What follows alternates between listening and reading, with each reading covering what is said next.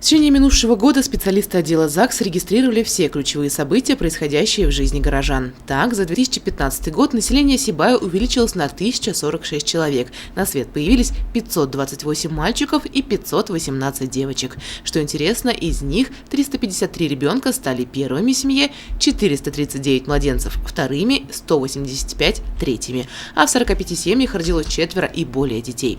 В 2015 году на свет появилось 14 пар двойни. Что касается молодоженов, их в прошлом году оказалось меньше, чем в 2014.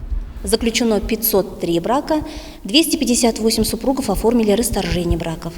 Составлено 153 акта об установлении отцовства, 39 актовых записей о перемене имени, 12 усыновлений, 772 записи акта о смерти. В противовес статистике прошлых лет в 2015 году количество умерших мужчин и женщин практически сравнялось – 388 против 384 соответственно.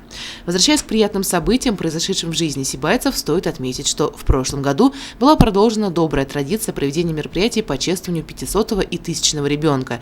В теплой и уютной обстановке прошел семейный праздник чествования юбиляров супружеской жизни. В 2015 году золотые и бриллиантовые свадьбы отметили 37 пар. В течение года проделана большая работа и по рассмотрению заявлений и выдаче повторных свидетельств. За прошлый год было рассмотрено 110 заявлений о внесении исправлений, изменений и дополнений в актовые записи, выдано 717 повторных свидетельств, 2722 справки. Что касается статистики по республике, то в регионе отмечается естественный прирост населения, однако количество родившихся стало меньше. Башкортостан занимает вторую строчку среди 7 субъектов Приволжского федерального округа. Население стало больше на 4000 человек. Елена Афанасьева, Луиза Мустафина, Тамир Хайбуллин, Гульгина Раскильдин, телекомпания СТВ.